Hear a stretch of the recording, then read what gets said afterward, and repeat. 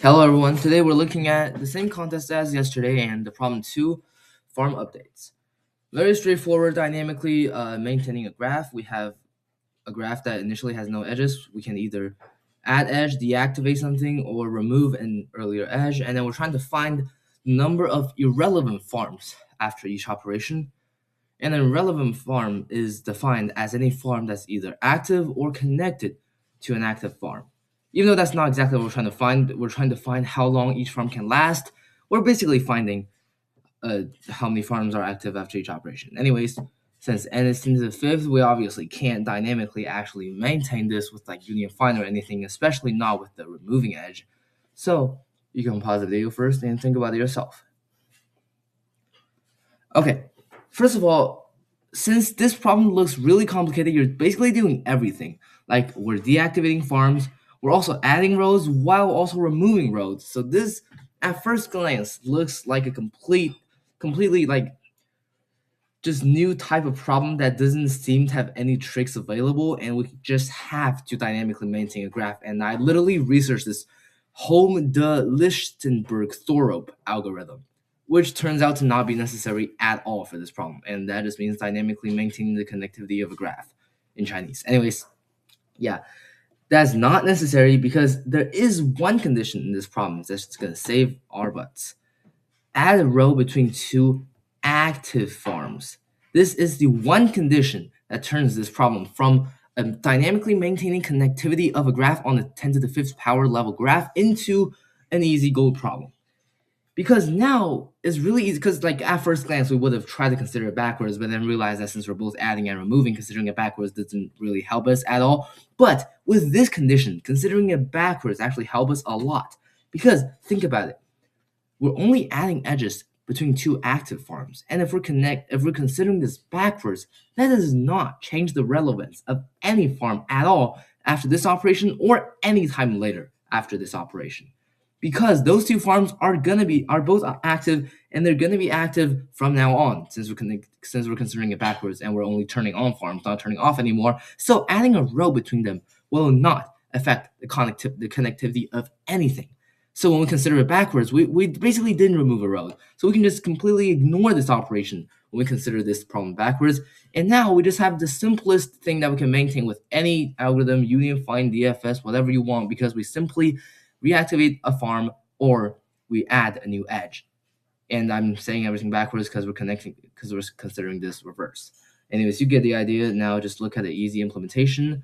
And honestly, this is like very easy for this time period for gold, and also compared to the other two problems of this contest, obviously. So input, we build a graph, and then we consider everything backwards.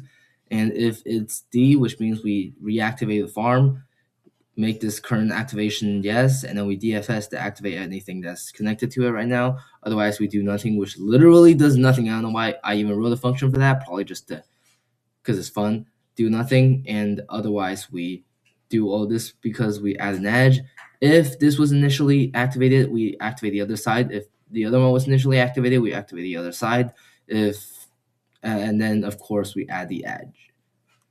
So yeah, very straightforward implementation, pretty straightforward thinking if you can observe the key property of we only connect between two active farms, which makes our lives a lot easier if we consider this backwards, which, by the way, I was not able to make that observation if you can't already tell with all of this ranting. Anyways, yeah, very good problem. I like this. I like this a lot, and I just really like any problem that involves reverse thinking, because it just makes me so satisfying when I actually think of the result, the solution. Anyways, thanks for watching. See you tomorrow. Okay, for the grind report today, I really haven't logged in for the past few days. So today I did. Wait, no, that's yesterday. This is today. Friendship editing. Another purple problem on Logu, but this one is a lot more complicated than the last one because this one is actually like complex algorithm plus complex thinking. Unlike this one, which is just binary search. Anyways, this is from 2025 February, and today I only spent like 3 hours on this, maybe even less. And I don't even know if that's a good thing or bad thing. Bad thing because, oh, okay, that's just a bad thing completely, because It's too long for one problem, and the fact that I only did one problem today and only 3 hours is just terrible for a winter break grind. Like this is the type of grind that I should be pulling off on like a Tuesday where I'm super busy during school days, have a ton of homework. I can only squeeze out 3 hours and do a problem, not in the winter break when I should be having like 10 hours a day. So, yep, we're gonna lock in tomorrow, but still, I mean, it's a good problem. I basically just kind of copy the entire solution, but also you can't really blame me because bitmask DP was never really my thing, especially with these types of very big brain. We had to completely reverse the graph. But before that, we also had to summarize the problem statement mathematically into something that would make reversing the graph even worthy. And then after we reverse the graph, we still have to do a bitmask DP, and we can't even directly do a bitmask DP. And we have to pre-process this whole thing that looks like a bitmask itself, but it isn't. Which I try to do it as I try to do two bitmask DP at first, the final one, of course, and I try to calculate G with another bitmask DP, but it's not actually how it works. Instead, we need to just directly calculate G and not try to DP this thing. Otherwise, it would not be right. And I know this from experience. Anyways, so yeah, that's the grind for today. 3 hours, very trash, but we're gonna lock in tomorrow, and platinum is still within reach. Thanks for watching. See you tomorrow.